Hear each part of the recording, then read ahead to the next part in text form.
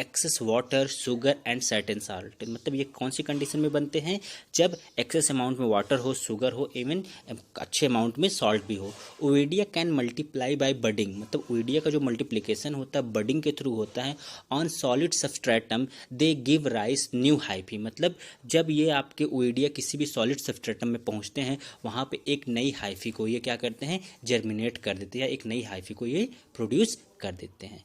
अब जो नेक्स्ट यानी हमारा लास्ट स्पोर है जिसके बारे में हम लोग पढ़ेंगे वो है स्पोरेंजियोस्पोर। अब स्पोरेंजियोस्पोर क्या है? Sporangiospore are non motile spore produce inside the sporangia. मतलब ये कैसा स्पोर है? एक नॉन मोटाइल है और ये प्रोड्यूस कहाँ हो रहा है? Inside the sporangia. Sporangiospores are also called the endospore. They are generally disperse by wind and germinate to the produce new mycelium. Sporangiospores are found in Rhizopus, Mucor etcetera. अब हम लोग जो next type of asexual reproduction पढ़ने चल रहे हैं वो है वेजिटेटिव रिप्रोडक्शन या वेजिटेटिव प्रोपोगेशन। अब वेजिटेटिव रिप्रोडक्शन या वेजिटेटिव प्रोपोगेशन में क्या होता है कि यहाँ पे formation of new plants from the vegetative unit such as buds, tubers, rhizome etcetera से होता है। यानी कि वेजिटेटिव प्रोपोगेशन के थ्रू हम लोग प्लांट्स का एक और पार्ट होता है जिसे हम वेजिटेटिव यूनिट्स कहते हैं, जिसके अंतर्गत बर्ड, ट्यूबर, राइजोम्स आते हैं, उनसे एक नए प्लांट्स का फॉर्मेशन हो जाता है। अब हम लोग बात करते हैं वेजिटेटिव प्रोपोगेशन बाय रूट। अब रूट जैसे कि हमें पता है कि वेजिटेटिव रूट होते हैं दो तरह के होते हैं, एक एडवेंटिशियस रूट होती है, दूसरी टैप रूट होती है। अब यहाँ पे वेजिटेटिव प्रोपोगेशन में एडवेंटिशियस एंड टैप रूट दोनों ही पार्टिसिपेट करते हैं। अगर हम टैप रूट की बात करें तो टैप रूट जो नए प्लांट्स को डेवलप करती है उसमें आते हैं आपके डलबेर्जिया, गुआवा।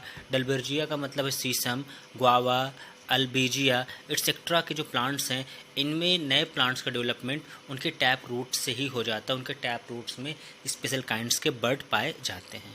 वहीं एडवेंटिशियस रूट प्लांट्स जैसे स्वीट पोटैटो, डहेलिया, एस्पैरगस, इन सब में भी नए प्लांट्स का डेवलपमेंट इनकी रूट जो है एडवेंटिशियस रूट से हो जाता है। इनकी रूट्स में भी स्पेशल काइंड्स के बर्ड्स पाए जाते हैं जहाँ से ये नए प्लांट्स का डेवलपमेंट हो जाता है। अब हम लोग बात करते हैं vegetative propagation by underground stem. Underground stem में जो सबसे पहले आएगा वो बाय ट्यूबर। बाय ट्यूबर के थ्रू आप पोटैटो और आर्टिचोक को देखते हैं जहाँ पे आपका नए प्लांट्स का डेवलपमेंट होता है। वहीं बाय बल्ब के रूप में हम देखेंगे गार्लिक, ओनियन में हम देखेंगे कि नए प्लांट्स का डेवलपमेंट हो जाता है।